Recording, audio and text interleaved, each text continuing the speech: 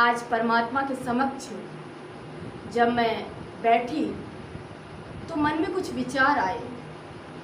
समाज के हालातों को देखते हुए कुछ चिंतन चला, तो उस चिंतन को, उन विचारों को मैंने कुछ पंक्तियों में अंकित किया है और मैं चाहती हूँ कि आप सभी लोग भी उन पंक्तियों को सुने। तो क्या लिखा है मैंने वो मैं आपको सुनाती हूँ कि ऐ मेरे मालिक, तेरी इस बनाई हुई दुनिया में न जाने क्यों लोग जख्मी हो बैठे हैं। तेरी इस बनाई हुई दुनिया में न जाने क्यों लोग जख्मी हो बैठे हैं और भाई ही भाई के पीठ में घोंप रहा है खंजर। भाई ही भाई की पीठ में घोंप रहा है खंजर। ऐसे ही मैंने कुछ दृश्य देखे हैं। तू तो बैठा है आसमां में, तू तो रहता है आसमां के ऊपर, और तेरी इस दुनिया में तेरे ही बनाए हुए बंदे आज तेरे ही नाम पर न जाने क्यों लड़ते और झगड़ते हैं। न जाने क्यों लड़ते और झगड़ते हैं।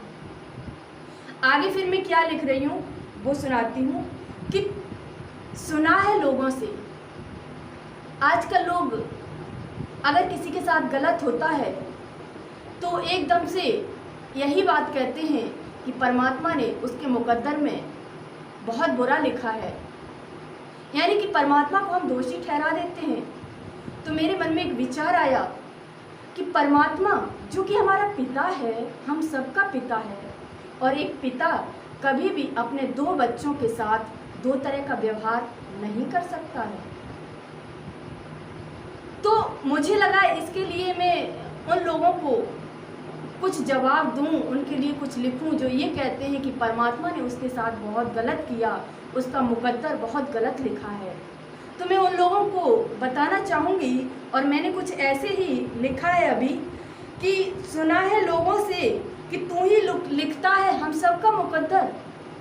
सुना है लोगों से कि तू ही लिखता है हम सबका मुकद्दर। फिर गरीबी और अमीरी के साए में लोग क्यों जीते हैं। एक दीवार जो गरीबी और अमीरी की खड़ी हुई है, इसमें लोग क्यों जी रहे हैं? क्योंकि जब परमात्मा जो कि पिता है और उसके हम सभी बच्चे हैं, और अगर वही हमारी किस्मत लिख रहा है तो फिर एक बच्चे के हिस्से में गरीबी और एक बच्चे के हिस्से में अमीरी क्यों? तो मन में एक विचार आया कि लोग परमात्मा को इतना बड़ा दोषी क्यों ठहरा रहे हैं। क्या वाकई में वो हमारा मुकद्दर लिखता है? तो इस पर ही मैंने लिखा है कि सुना है लोगों से कि तू ही लिखता है हम सबका मुकद्दर। फिर गरीबी और अमीरी के दृश्य क्यों हो रहे हैं। तू तो पिता है हम सबका, तू तो पिता है हम सबका, और कोई भी पिता कभी भी अपनों के प्रति, अपने बच्चों के प्रति दो भाव नहीं किए हैं। कोई भी पिता ने आज तक अपने बच्चों के प्रति दो भाव नहीं किए हैं। फिर लोग तुझको ही दोषी क्यों कहते हैं। हर बात में लोग तुझे ही दोषी क्यों ठहरा देते हैं। ऐ मेरे मालिक, तेरी इस दुनिया में न जाने लोग क्यों जख्मी बन बैठे हैं, जख्मी बन बैठे हैं। आगे फिर मुझे लगा कि इस बात पर थोड़ा सा गहराई से चिंतन किया जाए, इसकी गहराई में जाया जाए, क्योंकि समंदर जो होता है उसमें जब तक आप उथले रहेंगे आपको कुछ भी प्राप्ति नहीं होगी। अगर प्राप्ति होगी तो वही कचरा दिखेगा, आपको कीड़े मकोड़े दिखेंगे, मछलियाँ दिखेंगी, ये सब दिखेगा।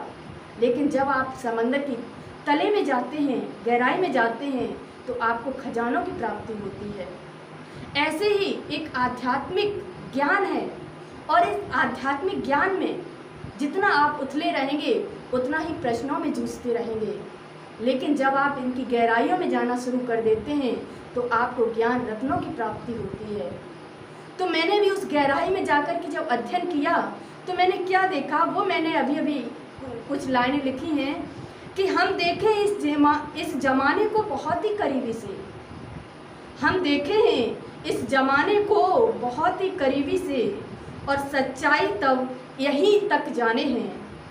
तो हमने सच्चाई क्या पता किया कि हम देखे हैं इस जमाने को बहुत ही करीबी से, और सच्चाई तब यहीं तक जाने हैं कि तू नहीं लिखता है मुकद्दर किसी का, तू नहीं लिखता है मुकद्दर किसी का।